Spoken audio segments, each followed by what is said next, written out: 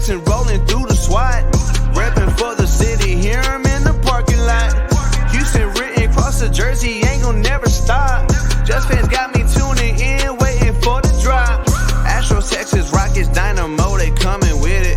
When they pull up, got the city sitting on a fitted. Straight up A-Leaf, hold it down, ain't gon' never quit it. Just fans got me tuning in, let my dogs get it. Southwest A-Leaf, Texas, throw down here and it's so infectious. We ride for the Houston Astros, Rockets, Dynamo, and them Texans. Hey, what's going on, everybody? What's going on, Rios? It's another episode. Just fans. Just the Rios and Papi show. Rios and Papi show. Forget just fans. It's just us. No the other guy doesn't matter. I already forgot his name. Who are you even talking about? I don't even know what you're talking about. He's irrelevant. And he knows it, and I hope he never forgets. How's it going, brother? Man, it's been a week. It's been a week. It's barely Wednesday. Victory Mondays make it all go down easier. Hey, dude, you already know. And it was an ugly victory, but a victory nonetheless. Yeah, we'll take those all day, twice on Sundays. Yeah, you were at the game this last Sunday. That was an experience. Talk to me about the experience. It's the first home game of the season. The roof was open. You know, Houston going into the season as a possible contender. Maybe we're hyping it up too much, maybe not, but fuck it. No. Tell me what the vibes were like. Man, it felt like a playoff atmosphere. Like, it was loud. Like, people were pumped. Like, it was a lot of fun. And the Chicago fans, they were pretty cool. Like, I met a couple of them in the parking lot. We were tailgating. I met a couple of them in the stadium. There was a couple that kind of ran them off a little bit. They're the younger ones. Like, the older crowd, like, they kind of, they've been fans for a while. Like, so they're already broken. They're already broken on the inside. These younger ones, like, they haven't experienced that hurt. Once they experience that hurt, then they'll feel it out a little bit. But no, that was cool. Like, it was a great experience, man. I was up in the roof with the binoculars, but it was still a pretty good view. I'm like, is that CJ or is that Adele? I can't tell. No, it was he's wide open. Why won't he throw the ball? No, but it was a lot of fun. The only thing that ruined the experience was the referees. That was just man, that was awful. We talked about it in our other show, right? Follow the Bring on the Blitz podcast if you haven't. But I can't control you, so I mean, do what you want. But watch it anyway. It was tough, man, because like I mentioned at the top of the show, it wasn't a pretty game, and the refs were definitely not doing the Texans any favor. Are we playing the Chiefs? This is Caleb Williams. Let's not try to bail him out every chance we get. I mean, to be fair, like the Texans kept putting themselves in a position where the Bears could take the lead at any moment. Yeah, they didn't do any favors, but the refs didn't help either. Like, a perfect example, the one where Stephon Diggs converted that third down to a first down. Well, the entire stadium thought it was a first down because they showed on the big ass jumbotron, all passing the marker, and they still ruled it fourth down. What I would say is that on that replay from home, it looked like it was very 50-50. So, like, at the stadium, they give you a different angle. I don't know if they showed it because I haven't watched the game on TV, but like if you look at when you're there in person, they show you a different angle where it's basically like it's like kind of like it's a black and white picture. Here's like it has the ball and the first down marker, and it showed it that it passed the first down marker. And I would imagine, spending all this money to send the stuff to New York to review the replays. Bro, New York don't give a damn, bro. They don't even have a football team up there. Well, yeah, it was pretty bad. Like I said, I don't know, 70-foot jumbotron screen that shows that he got the first down, and they still gave it to Chicago. I'm like, but in situations like that, they should have been a little bit more aggressive. We'll get into that a little bit later, but we saw, week one, Bobby Slowik gets very conservative on the play calling. Mm-hmm. Like week one against the Colts, they only threw it 10 times in the second half. I'm like, what are we doing? Which is ridiculous because look at the amount of weapons we've been talking about the Texans getting on offense in the offseason and all this. Nico Collins getting a big contract, which, like on Sunday, he was probably the best player. He's been the most consistent besides the kicker, Kaimi. Kaimi, who was named what was it, AFC Player of the Special Teams Player of the Week. Well deserved. He deserves it. He deserves it. I mean, he has 5 50-yard field goals already. If you have him in fantasy, you're not losing any matchups. Yeah, definitely not. But it was very, like you said, 50-50, right? And with all the offense that the Texans have, yes, week one, you get the week one out of the way, like you're first coming into the new season. Maybe not everything gels straight away, but against the Bears, who didn't look particularly well on their week one game, we all agreed, you, me, Carlos, everybody who we talked to, we all agreed that it should have been not as close as it was. No, it should have been a blowout, honestly. I mean, we basically left like if Dale catches that 50-yard pass, that's a walk-in touchdown. That's 7 points you leave off the board. Now going for it on that fourth down, kicking a field goal, that's 4 points leave off the board.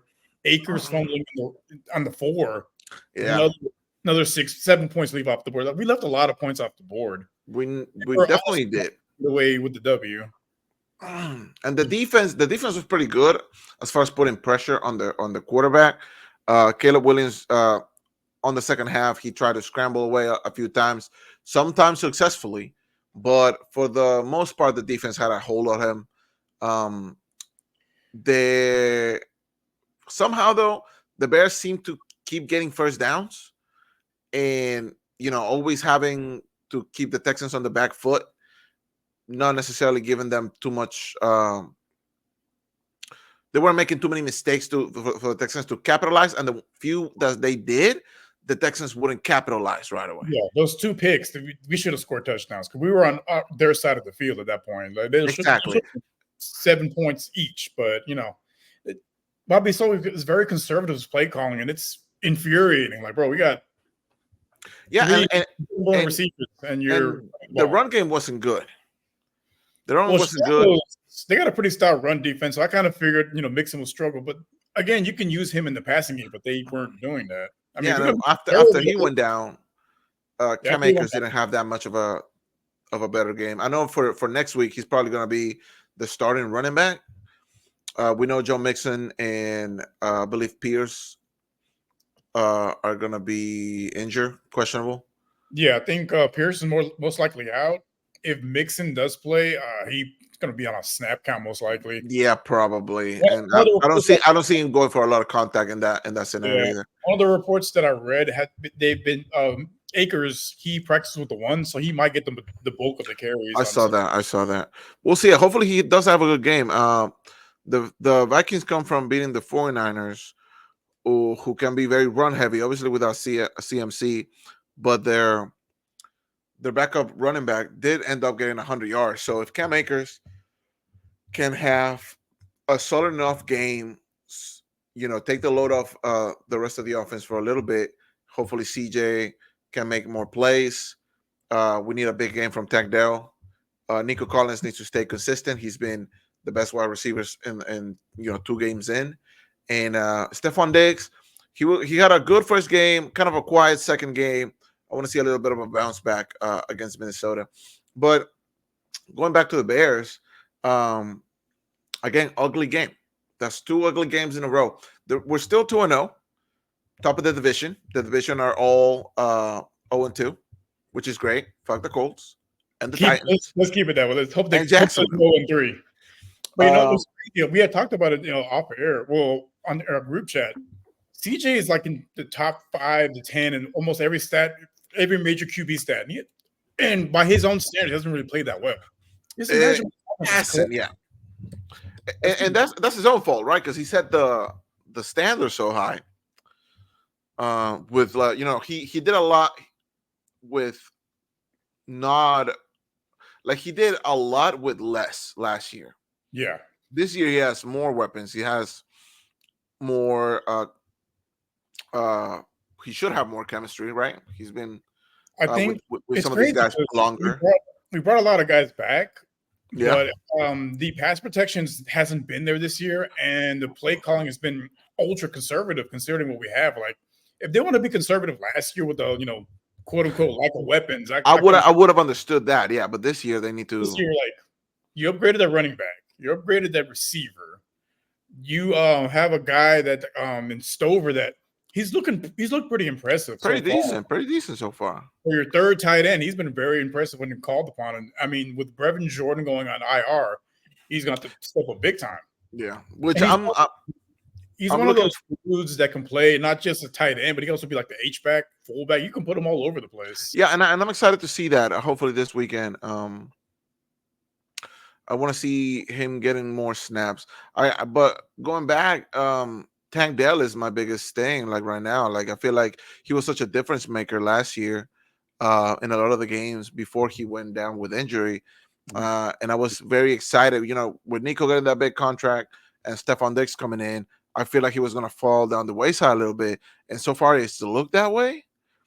On the outside looking in, it does. But if you look at like some of the advanced stats, like he's been targeted for sure. He hasn't taken advantage of those targets so far. Yeah. I think that's been the biggest thing. The chemistry is a little bit off with CJ right now, but that's not something that I'm too worried about. They'll get back on the same page because we saw it last year when he was playing, he was wide receiver 1. And training camp was the most targeted.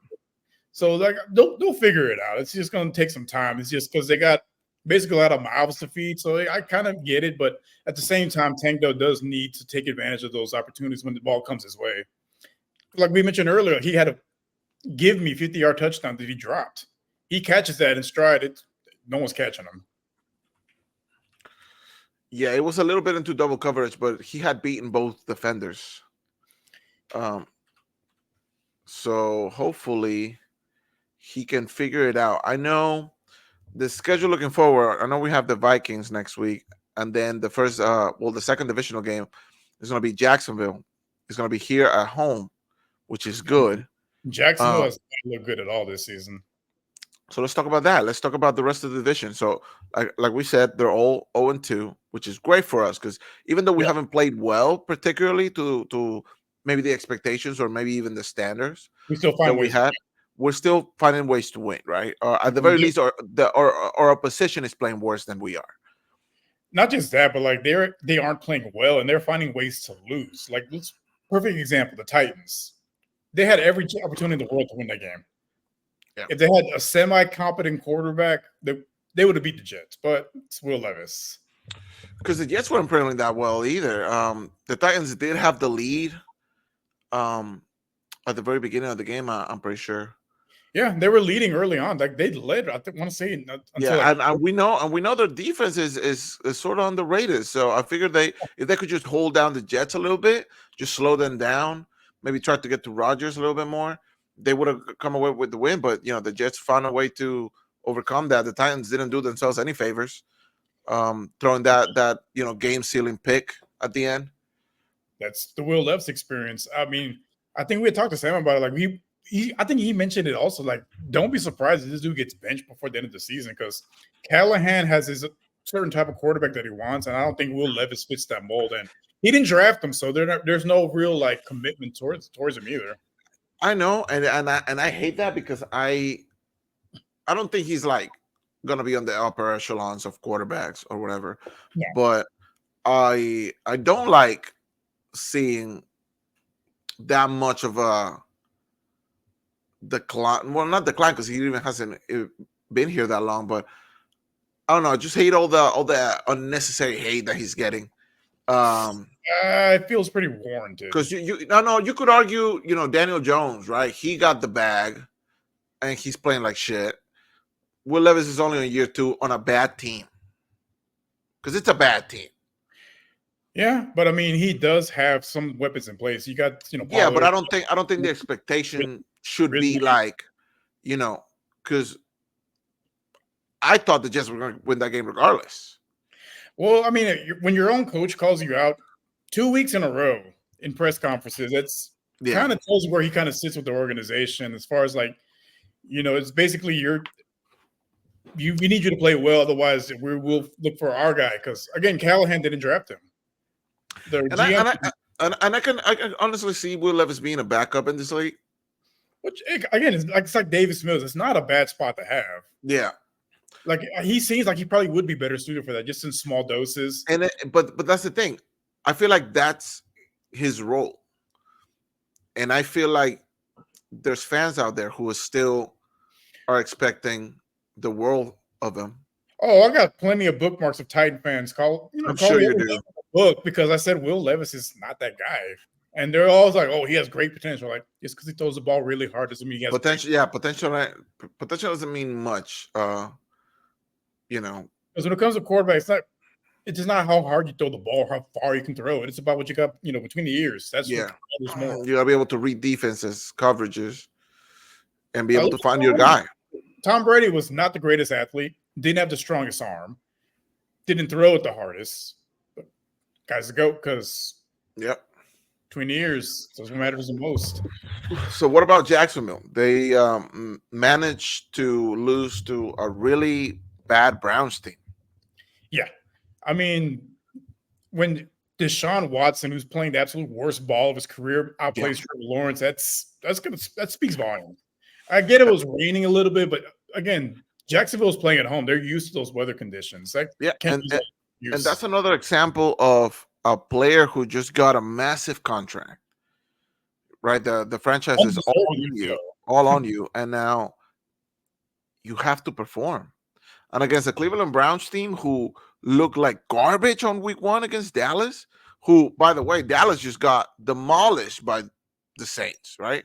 We might have to start worrying about the Saints in the NFC. Like they look like a legit team. Nah, fuck the Saints. Which frauds. I would have a bingo card. They're frauds. They're big frauds. No, Jacksonville's definitely frauds. They're like Miami. You remember when Miami put 72 points on, who was it? The Broncos. Yeah, they put 72 on the Broncos. It's kind of like that, I mean, frauds. Miami's just a soft team overall. Like they're going to be. So are the Saints. Well, we'll see. We'll see. Fuck the Saints. But yeah, they're going to beat up on bad teams and get demolished by the good ones. Which is why Miami, I don't take them seriously as a contender because especially without Tua now, like. With Tua, they have a chance, but without Tua, yeah, their season's done. Yeah, especially if he's out 8 weeks, that's a wrap on their season. I know. I really hope he gets better, man. I don't think he's built for this league, which is not the worst thing. Like, yeah, he got it. Happens. It happens. I mean, hopefully he takes has a sit down with his people and has a really long discussion and really figure out like, hey, you know what. Is this the best thing for me, or maybe I should walk away? But really, really think about it. He has just taken a lot of bad hits, man, and there's only so much your body can take. But going back to Jacksonville, Trevor Lawrence, 14 for 30 attempts, 220 yards, no touchdowns, no picks. Which is, I guess, the silver lining. But at halftime, he was on pace to throw for like 50 yards overall in the game. Like he was, not a good game. It wasn't working. Travis Etienne, solid game, 52 yards, 1 touchdown. That's the thing. Like they have solid pieces in place for the Jaguars. Like Etienne's, Do you think for them it comes down to the coaching? It's coaching and the quarterback. Because Trevor Lawrence is a bad quarterback. He's an average quarterback, which is fine. It's 32 teams. You got to fall somewhere, and he's more in the middle versus his generational prospect that they hyped him up to be. And it's kind of obvious to me they don't really trust him. Like if you look at week 1, he threw like 7 passes in the second half. They didn't trust him to really move the ball forward. Like with Stroud, he threw 10 passes in the second half. Week 1, but that was because we were winning. True. And they got they kind of had to, yeah. But with the Jaguars, I mean, you can't really just take your foot off the gas against a team like Miami, especially a team that has Tyreek Hill and Jalen Waddle. Like, you can't really take your foot off the gas. No, you really can't, honestly, because they're one big play away from getting back into the game at any point. Yeah, because with the Colts, outside of those 3 throws by Anthony Richardson, like they weren't much of a threat in the passing game. So I can see somewhat the reasoning for being a little conservative in the second half, but when we gave up those 2 long bombs in the second half, like, yeah, maybe should have been a little bit more aggressive. But yeah.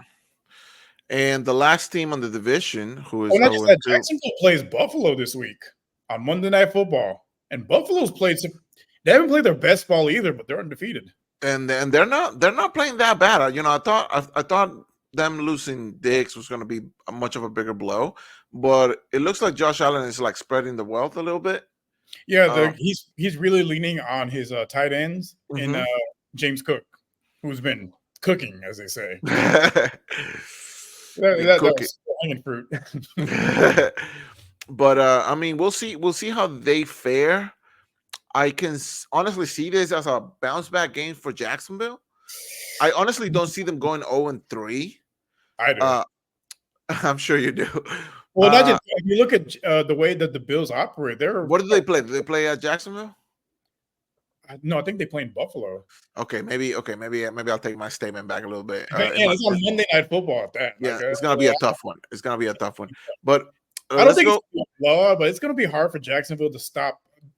Well, they just haven't been able to score that many points either. So, like, offensively, they're just like they need to really figure something out. I don't know who the offensive coordinator is over there, but I don't remember his name, but they they need to they do have Doug something. Peterson as a head coach, but it's like I think again it's a combination of the coaching and the play calling and the quarterback.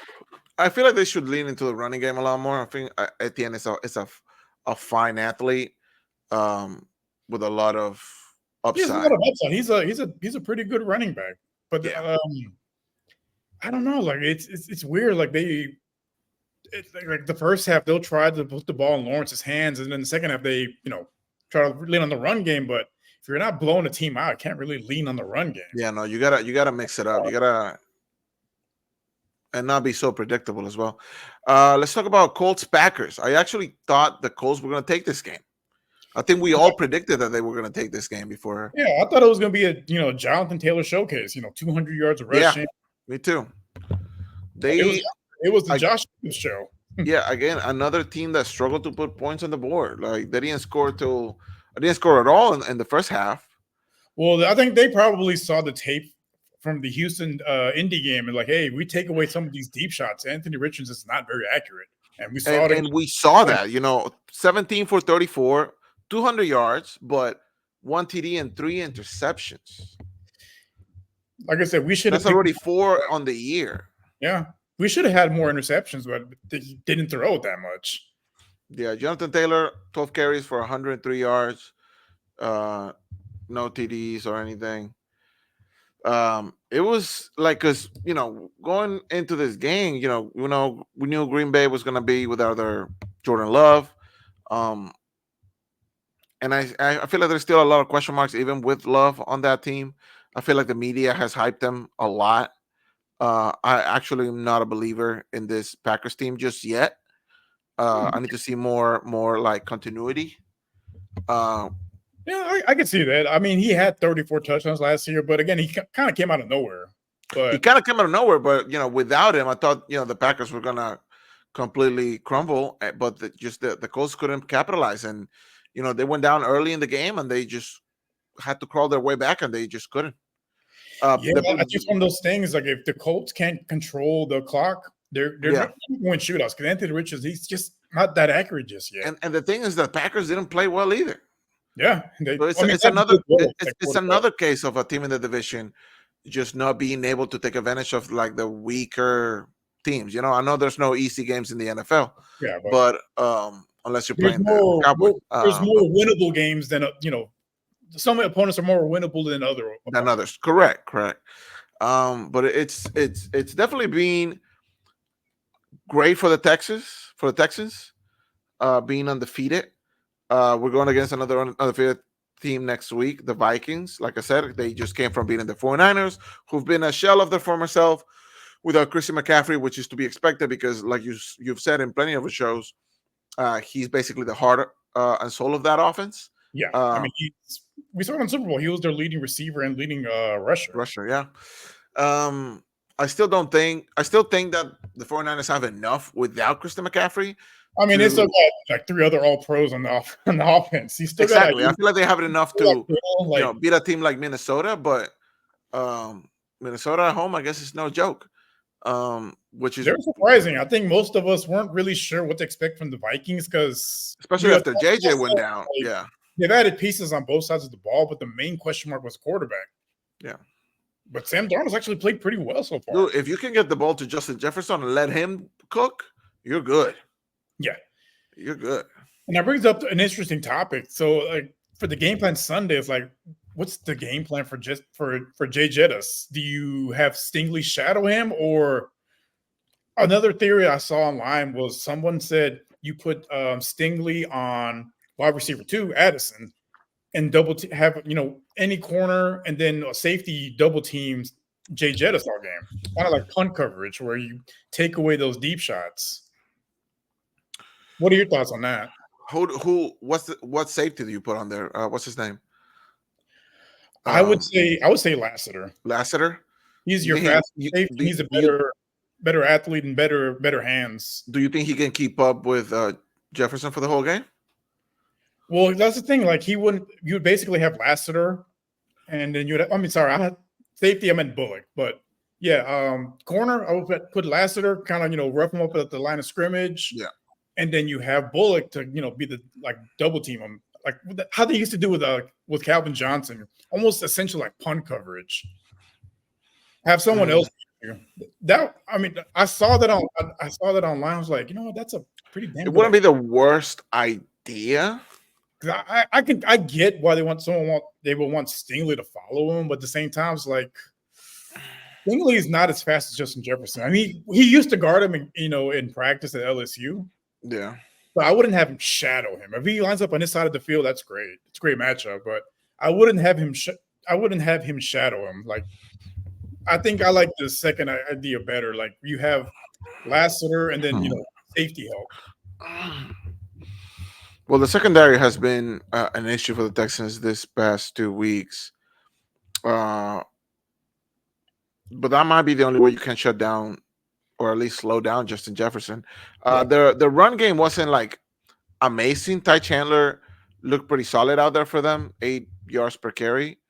So it wasn't bad, but I feel like the Texans have learned and adapted enough to have a better run defense. We saw that in week 1. Jonathan Taylor didn't get to do much for the Colts. And then last week, the Bears weren't able to do much in the run game either. Yeah, they started to run the ball too. So Aaron Jones doesn't worry me too much. I think our defensive front and the linebackers, especially toe-to-toe, I think they've done a great job of shutting down the run. They've done a really good job. And Petrie as well. Like, he's been we haven't talked about him too much, but looking at the highlights, looking at replays, he's been low-key very consistent this past few weeks, and that's all we've been asking from him. Well, I think they're playing him in his natural position, the star position. Closer to the box, stuff in the run, making tackles. Yeah, you're basically not having him out there trying to cover deep pass, because that's not his game. That's not his game. He's gonna get burned every time. Yeah, just like he was last year. But so far, there's obviously some, little spots here and there where the Texans can definitely get better. But I'm more worried about the offense, the way we've been playing offensively, than the defense. Yeah. The defense, I think, has been pretty good. All things considered, they're low key legit. Like, they got They're stepping up. They're stepping up. Daniel Hunter and Will Anderson have been amazing, lights out, giving me Cushion and Watt, JJ Watt vibes a little bit, and Nico Collins looking like freaking top 5 receiver in the league right now. Basically, dude. Like, he's so physical too. Like, he's not afraid to break tackles and go for contact, which is great. Again, I said that earlier. He's giving me Andre Johnson vibes. Same type of play style. He is. Because Andre was super physical. They're the same size, basically, 6'3", 220. Like, they're both physical, but like, they can also burn you as well. Oh, definitely. Like, the long ball for Collins is great, and that catch he had. I want to say it was against the Colts on week 1, basically on 2 double coverage, and he got ahead of the ball and secured it. The defenders could do nothing about it. He's been our best wide receiver for sure. 2 weeks in, he's been the deep threat and almost like a security blanket, which you don't really see much about deep threats, but hey, we'll take it. So at least we figure it out with the this distribution of passes to like Tank and to Stefan. Yeah. Let's do some quick predictions before we move on to something else. Against the Vikings, give me your thoughts. Give me your prediction. Yeah, It's at Minnesota, by the way. Yeah, I know it's gonna be a tough one. I still have us winning that game, but it's gonna be really close. Like I had mentioned earlier, I wouldn't be surprised if it's a field goal fest because both defenses are very good against the run. Who has the better kicker? I think Houston. I think it's us. I think it's us. Yeah. That's why I give the edge to Houston. Like I said, it's gonna be a field goal fest, 15-12. I'm sticking with my prediction on our other show, 15-12, all field goals. That's crazy. I would love for this to be a game for CJ to get multiple touchdowns. I'm gonna say 17 to. Let me see. 17-13, something like that. I could see that.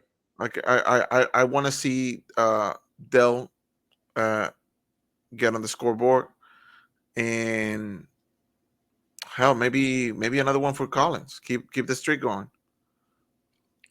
I have Tank in fantasy, so I would love. There you go. You take that. You take that all the way to Sunday. Packers Titans. What do you think? What do you think? Who comes out on top? It's at Tennessee. Yeah, the Titans don't have a chance. It's gonna be the Malik Willis revenge game. Just the way they've been playing, it hasn't been great, huh? No, like nothing the Titans have done has inspired me that they're gonna win this game. Yeah, even though it's at home, their defense, their D line low key underrated, but yeah, their defense they've done their job. The problem is Will Levis. He's been giving the ball away. He has 4 or 5 turnovers already in 2 games. Something like that. Yeah, it's been ridiculous. Yeah, I think I'm gonna take Packers on that one. I don't think it's gonna be like a blowout. I think it's gonna be a close game, maybe a 1-possession game. But I feel like the Packers are gonna come out on top. And then we got Bears Colts at Indianapolis. That's gonna be a tough one because that Bears defense is it's legit. And the Colts haven't looked great, but offensively, the Bears haven't looked great either. Because the Bears are good at stopping the run, but the threat of the passing game from the Colts doesn't really scare you either. It's going to be that's a tough one to figure out, honestly. I want to say the Bears get their second win of the year.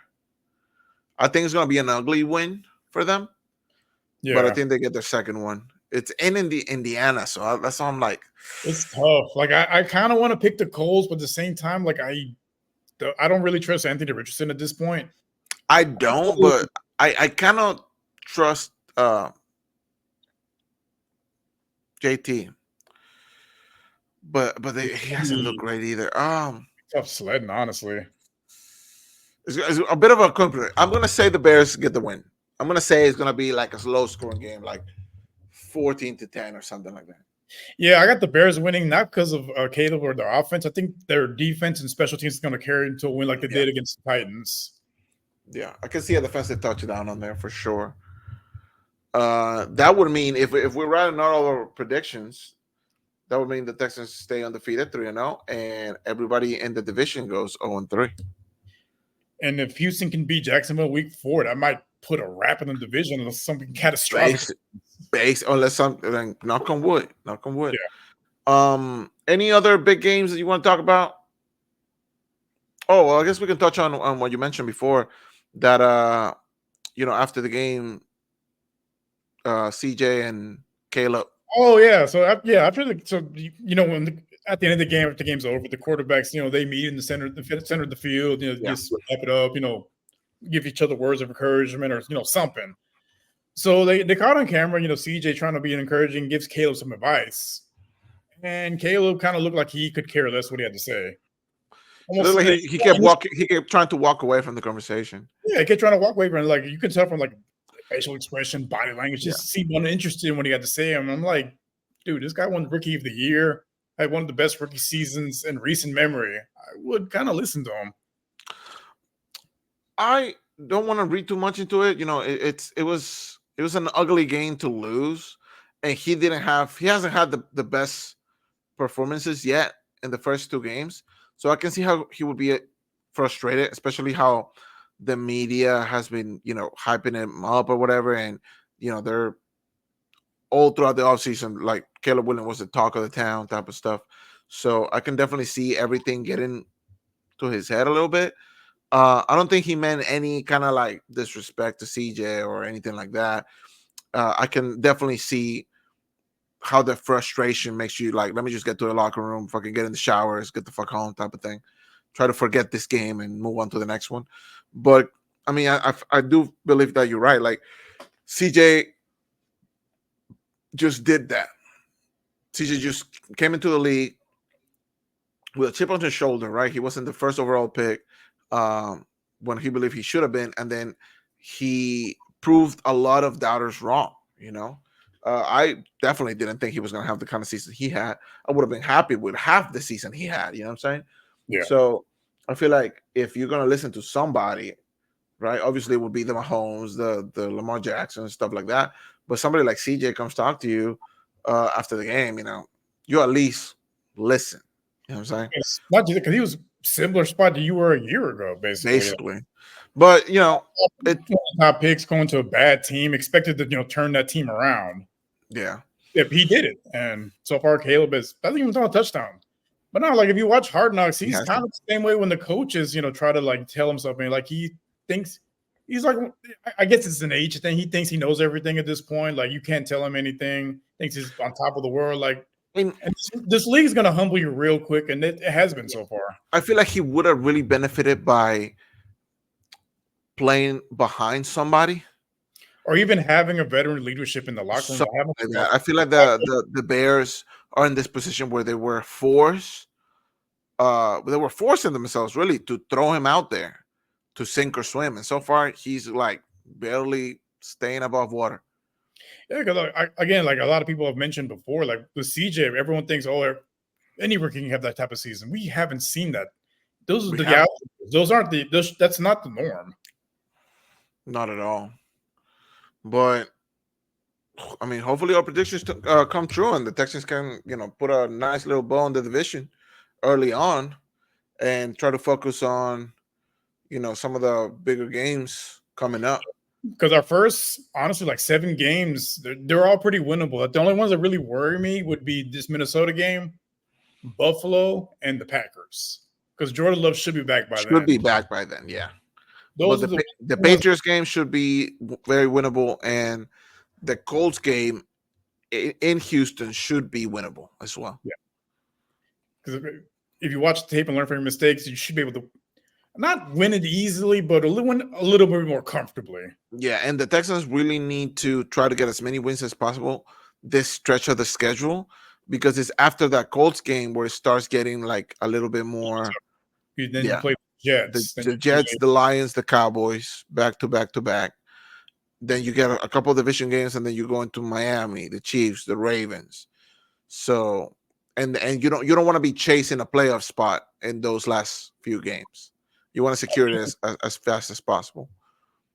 I mean, they're honestly what their focus should be trying to, clinch the division as early as possible, secure that playoff spot, and then, try to stay healthy. Yeah, try to stay healthy as much as possible. Let's talk. Now that Carlos ain't here. You watched the game last night? I did. It was robot on stage. Robot. We're talking about how the fucking refs weren't great this Sunday, bro. The last night, both teams were livid. I was watching. I didn't get to watch most of the game. I was watching extended highlights and everything. The zone, it was all over the place. Dude, if this square is the zone, so many strike threes were called like. That strike zone was the globe. Like, it was all over. Dude, it was all over the place, dude. And I am so glad that the Astros came in with the win at the very end. With against all odds, honestly. Bases loaded, 2 outs. Altuve taking his shoes off, getting ejected. Joe Spada getting ejected. I think I think one the pitching coach got ejected as well, if I'm not mistaken. I He saw had like 5 ejections the last like 3 games. This is crazy. something ridiculous. The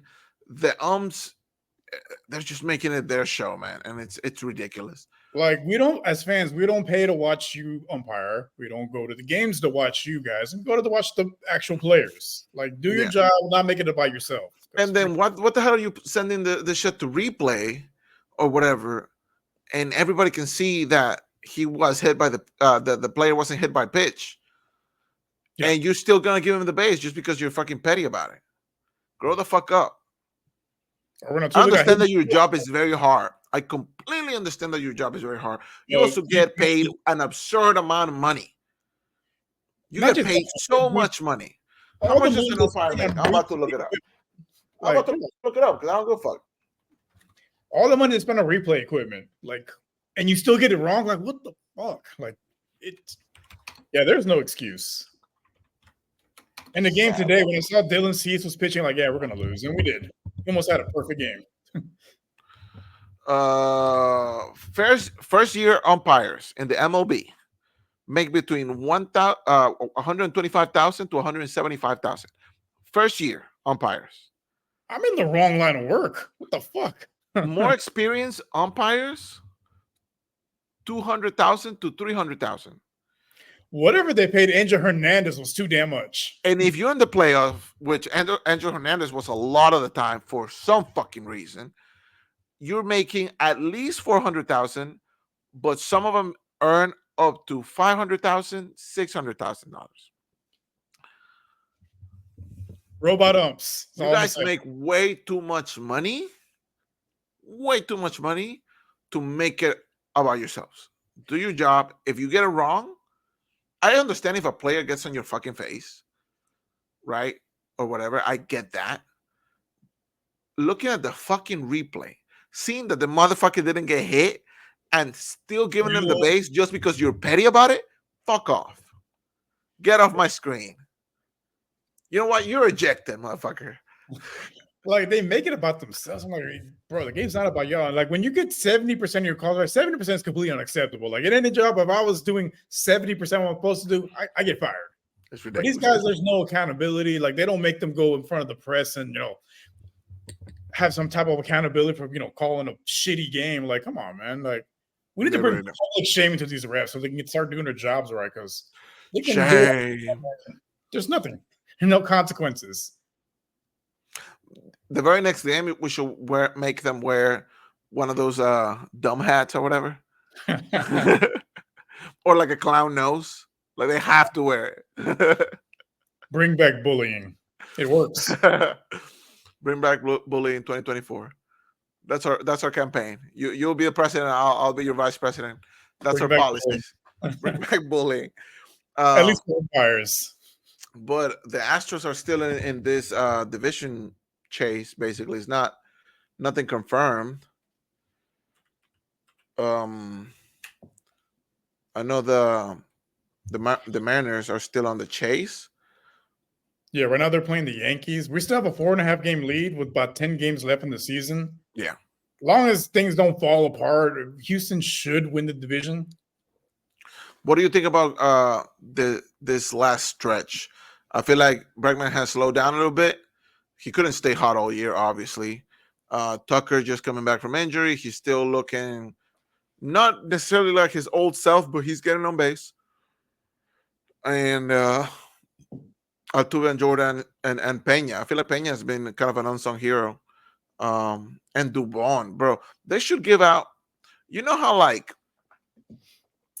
basketball, they have like 6 Man of the Year awards? Yeah. We need something for the utility guys because Dubon is my guy. He plays every position except for pitcher and catcher. And I mean, the way the season was going, it was only a matter of time where he's out the front. I was like, hey, how fast can you throw? 85? Fuck it. Get in there. Hey, they send Machete out there. They can send him out there.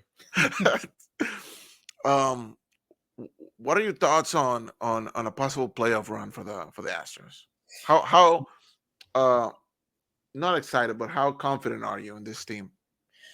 I'm not gonna lie, I'm not as confident as years past as far as the playoffs go. I was very confident this team turning it around. I've said, early on in the year, like, this team's gonna by July they're gonna be over 500 and back in first place, and that happened. I mean, they've maintained that so far, but they've dropped a lot of easy wins so far, and Talking about playing to your competition, right?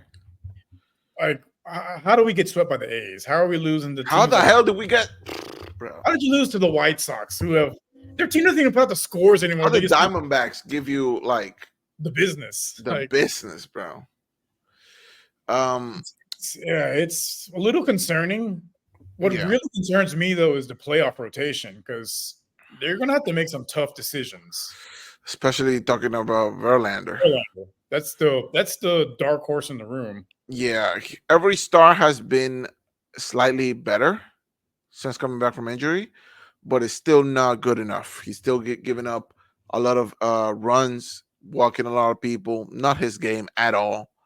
Obviously, my guy is like 62 years old, so he's a little bit on the decline. But going into the playoffs, like you said, the rotation right now is looking like Framber, Hunter Brown, Kikuchi. Who's Huh? been a godsend? He's undefeated when he He is. Probably my boy Spaghetti on there, I don't know about Spaghetti, man. and Ronel Blanco, right? I think right now that's Those should be the five, but I wouldn't be surprised if they put Spaghetti in the bullpen and bring Verlander just because. But I think Verlander should come out of the bullpen, though. at least just. I mean, he still got at least one more start before the season's over.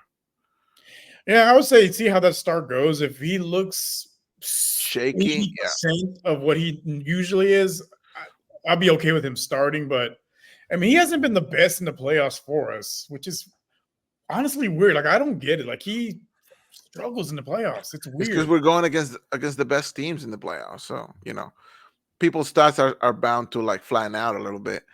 I mean, for him specifically, he's an ace, but then you'll have guys like Javier throw a no-hitter in the playoffs. Javier was special, man. That year he was special. I hope when he comes back from injury or whatever, he looks pretty good. Because I know Framber, he's been better now, but he had a really bad start to the season. Oh, it was not good at all. Like, especially him being like the ace. Because coming into the season, yeah, we still Verlander and all that, but I feel like Framber was the true ace. And for the first what was it? First few months, honestly. Yeah, it was just tough to watch. But on the American League side of things, we got the Guardians, the Royals, who, gave us a lot of trouble when we played both of those teams in the regular season. And then the Yankees and the Orioles. I feel like the Astros have enough to beat every single one of those teams. The Yankees and the Orioles probably concern me the most, especially that Yankees lineup. Now with Jazz on there, obviously Aaron Judge, Soto. Aaron Judge doesn't worry me too much. He's usually has very good success against him. Against him for sure, but Soto is Jazz. Those are the two that really worry me. They worry me for sure, dude. But their pitching has been very suspect of late too. So I mean, I think it's probably the most difficult matchup that we have. But you can't really sleep on the Orioles or the Guardians. I think with the Orioles, with them, that's a young team. That we've seen it not just in baseball, but in other sports. Sometimes these younger teams, like the lights are a little too bright in October, and they might struggle a little bit. So I'm not super concerned about the Orioles like I am about the Yankees or the Guardians. Yeah, the Guardians are another team that they play us pretty well. They really did. And the Twins are still in the chase. Don't get me wrong. And the Twins was another team that when they got hot, but if they get hot, bro, they're not letting up. They know how to finish teams once they're ahead. Is extra clutch in the playoffs. Like he knows. It's correct, dude. You already know. In October. My biggest thing, though, like overcoming the whole American League is very possible. We've seen the Astros, defeat the Yankees numerous times, and I hope they never forget that. In the National League, man, Phillies look like the most complete team in baseball. The Yeah. Dodgers, you can never count them out, truly. Except in the divisional round. And that's gonna depend. We'll see how that goes. Oh, because if they lose in the divisional round with $1 billion payroll, oh, they will never hear the end of it. The Padres. That's It's they beat us this series. It's a tough game to play. The Brewers, honestly, I'm not too worried about them. I'm honestly not too worried about the Brewers. It's mainly the Phillies, the Dodgers, and Padres that I'm like I'm more concerned about those three than I am the Yankees. Yeah, because they're more complete teams. With the Yankees, if you can get past Soto and Judge, the Yeah. rest of the line is not nothing to worry about. Jazz might give you some trouble, but like I said, we've had Aaron Judge's number for a while now, especially in the playoffs. If you had to put money down for a team to win the whole thing, I know you want to say the Astros. My heart does, but my wallet does not. Right. So if you had to put money on a team winning it, who would you put your money on? I put my money on the Phillies. That's just one of the most, like you said, one of the most complete teams. Pitching. Anybody on that, the pitching is great. Batting, anybody on that lineup can send a yard, dude. Yeah. Straight. Like you're talking about the 8th, 9th man on the lineup. Let me see. You can go yard. Like it's ridiculous. Let me see. Phillies lineup.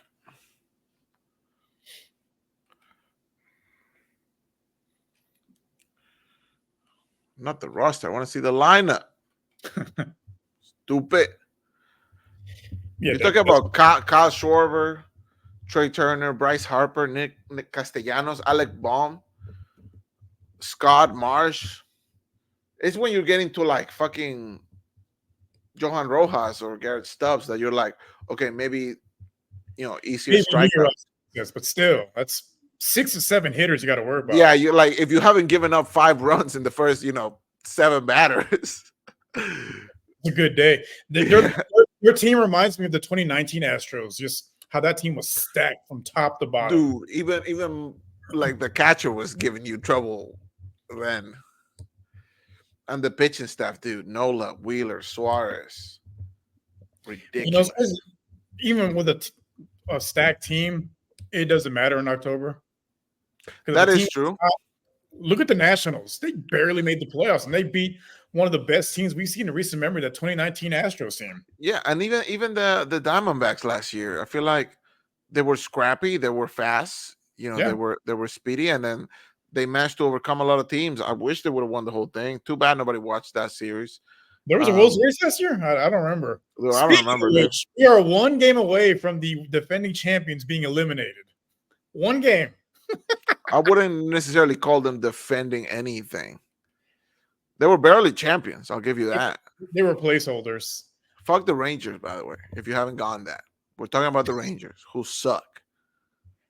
And had the most pathetic parade I've ever seen in my life. Like the Astros had guys on, fire trucks, and the Rangers had dudes in the back of F-150s driving around the mall. Calling it a parade. Embarrassing. We don't even claim y'all. Y'all ain't Texas. South Oklahoma. Shit, I don't even think Oklahoma wants any part of that. They might take them. Man, we got smoked today. Who was on the bump today? Framber? Well, for the Padres, it was Cease. And I figured it was going to be a loss. Cease has been the best pitcher in baseball by far this year. Yeah. Caleb or the bullpen is the biggest thing, bro. Orb gave up 3 hits and 3 runs. Fuck me. It was a winnable game till Orr came in. Once Orr came in and he gave up the second run, I'm done. He didn't get 1 out. Nope. He got pulled. It was not good at all, man.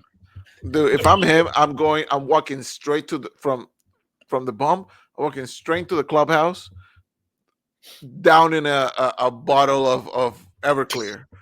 Just like I need to forget that just happened. Just reset the whole day. But yeah, now when I saw Caesar's on the mound, like, yeah, we're gonna lose. It's But gonna I mean, be it was crazy. It was still a winnable game, but yeah, it's gonna be a very interesting not off season, post. playoffs, postseason for the And Astros. honestly, even as stacked as Philly is, there's no like real like clear favorites. Shit, I would put my money on the National League to be the winners this year.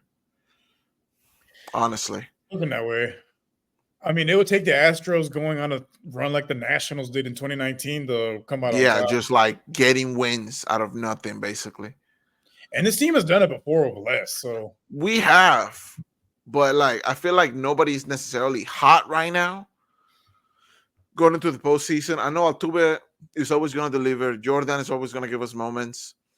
Kyle Tucker has been very hit or miss in the playoffs. mostly miss. He is.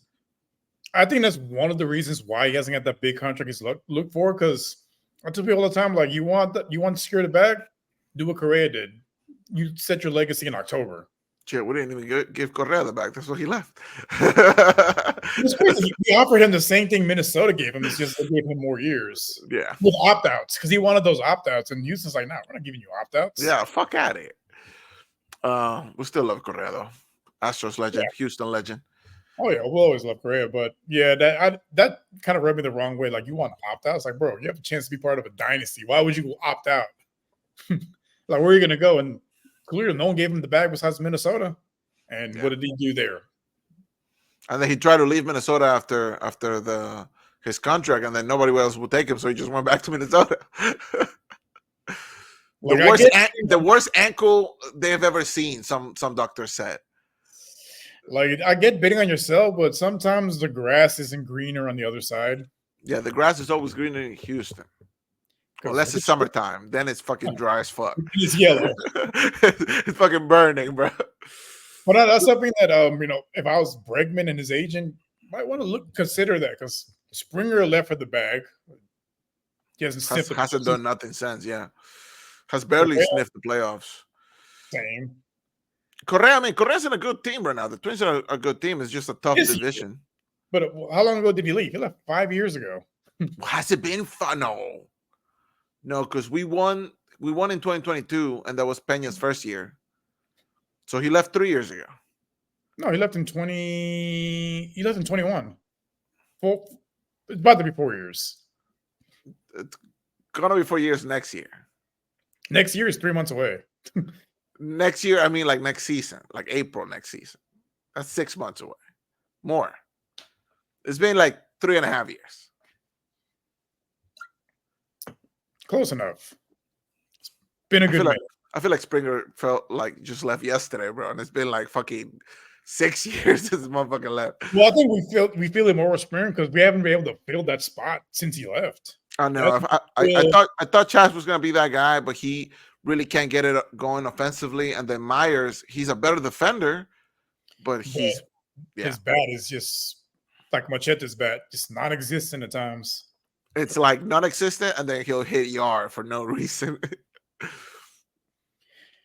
But even with Peña, like he's been outside of his rookie season, man, just been hit or miss too. I know, but he was never a power guy. I like that he's more consistent now. He's getting on base. He's stealing bases. Use his speed for something. I like what Altuve's been doing. You bunting on the first pitch, making sure he gets on base with Jordan right behind him. Like, I feel like we have the tools. The pieces are there. It's just them putting it together. And if there's any time to put it together, it's going to be this postseason. I wouldn't mind another parade. Me neither. I missed the last one. The last one was good, but it was hot as shit. Yeah, this one will probably be hot too. Like I saw a girl start throwing up before the parade even started. It was that hot. No, I thought she was throwing up because she was drunk already. That was me. No, dude. Like, nah, brother. The first parade, man. I was walking down the street, double fisting champagne bottles. I bet you was. See, I missed out. I think I was. It was like when the Rockets won, back-to-back championships. I was 10. Like I couldn't really. I was being born. I think I was like 8. No. When do they play the NBA finals? Like May, right? April? June. Is it June? The finals? So I was like 6 months old when the fucking Rockets won the second championship. Ah, shit. Because it was 94, 95, right? Yeah, the last one was in 95. Yeah, so it was the second championship. I was 6 months old. Anyway, we're going for an hour, so we're going to call it there. Thanks again for tuning in. Two-man weaving, just the Rios and Papi show. We don't need the other guy. What other guy? No, you're right. It's been great. We'll see you guys again next week. Please follow us at Bring on the Blitz. I don't know if he has this stuff done. Does he? No. Follow us at Bring on the Blitz Pod. That's our other show. It's a little bit more professional. Button up. If you want to call it that. I just don't say fuck all that much. And please follow on this show, Just Fans, at Just Fans 22. Subscribe to the YouTube channel. Leave a comment. Tell us how you think that the Texans are going to dominate every team this year, especially the Saints. Even though we don't play you guys, fuck you guys. Can't wait to play the Cowboys. Fuck those two guys too. Oh, that's going to be a massacre. And then tell us how the Astros are going to win it all. And then we're going to be too drunk to even, remember the last World Series. And thank you guys again for watching and tuning in and commenting and sharing the videos. We love that. Guys. Yeah, thank you, Rios, for joining me today. Fuck everybody else. Fuck you, Sam. Fuck you, Dallas. Fuck you, Carlos. Especially Carlos. Especially Carlos. I love those guys, but fuck them. We love them, but we hate them. Yeah. Especially that Carlos guy. He's a waste of skin. Dude, fuck that guy. I swear, God. We'll see you guys next week for sure. Follow us on both of our shows. And yeah, that's gonna be it for today. Thank you, Rios, again. Anything to say before we head out? Yeah. Fuck the Rangers. Amen. The most pathetic title defense in the history of all sports. Amen. Talk to him. Tell him again. F-U-C-K, the Rangers. All right, guys. Y'all take it easy. Appreciate you. Bye-bye. Southwest A-League, Texas, throw down here and it's so infectious. We ride for the Houston Astros, Rockets, Dynamo, and them Texans.